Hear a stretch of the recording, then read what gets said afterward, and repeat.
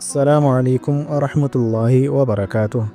ዛሬ ይዘንላችሁ የቀረብነው ታሪክ የጽናት ተምሳሌት የመጀመሪያዋ የኢስላም ሰማዕት የሆነችውን የሱመያ ቢንት ኸይጥ ረዲየላሁ አንሃን ታሪክ ነው። በመጀመሪያ ግን ቪዲዮውን ላይክ፣ ቻናሉንም ሰብስክራይብ በማድረግ እንድትተባበሩን ስንል በአክብሮት እንጠይቃለን።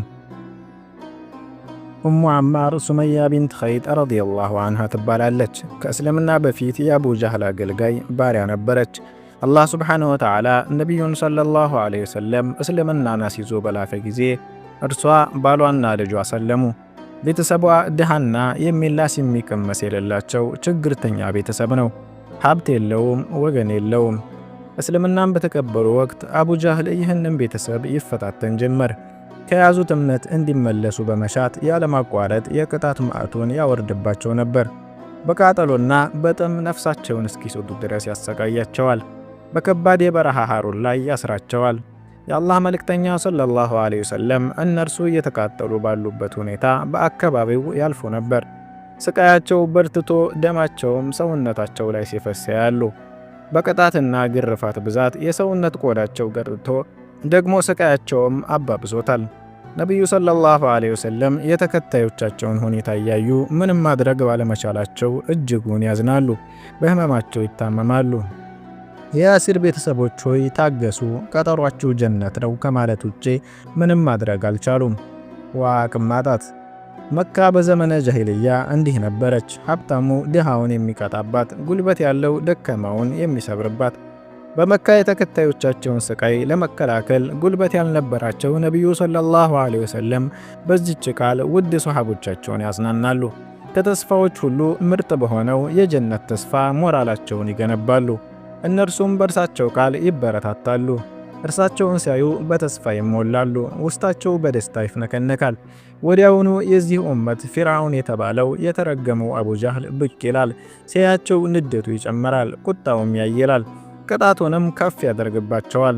ሙሐመድና ጌታውን ስደቡ፣ የሁበልና የኡዛን ጣዖት ስም ከፍ አድርጉ በማለት ያሰቃያቸዋል።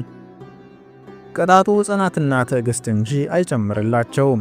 እልሁ የተባባሰው መጥፎው ሰው አቡ ጃህል አንካሴውን ያነሳል። ወዲያውኑ በቁጣ ጀግናዋን ሴት በሰው ልጅ ታሪክ ውስጥ ታይቶ በማይታወቅ የጭካኔ አወጋግ ይወጋታል። ብልቷ ስር ነበር የወጋት። ደሟ በከፍተኛ ሁኔታ ይፈሳል። የእናትነት አጥንቷ ይሰባበራል። ትጮኻለች። ልጇና ባለቤቷ ስቃይ ላይ ሆነው ከጎኗ ናቸው። ድርጊቱን በታሰሩበት ሆነው ከመመልከት ውጪ ምንም ሊያደርጉላት አልቻሉም። አቡ ጃህል ይሳደባል፣ ይራገማል። እርሷ ሞት አፋፍ ላይ ሆና ጽናቷን ታሳያለች። አላሁ አክበር ትላለች።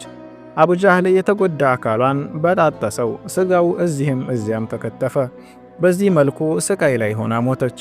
አሁን ሱመያ ሞተች። ዲኗን ይዛ አቋሟን ጠብቃ ወደ መጨረሻው ዓለም ሄደች። በእስልምና ታሪክ የመጀመሪያዋ ሰማዕት ሆነች። አላህ ይዘንላት። ዛሬ እኛ እንደዋዛ የተመለከትነው እስልምና በዚህና በመሳሰሉት መልኩ ስቃይ ተከፍሎበት ከወንድም ከሴትም በርካቶች መስዋዕት ሆነውለት ነው ከኛ ዘንድ የደረሰው።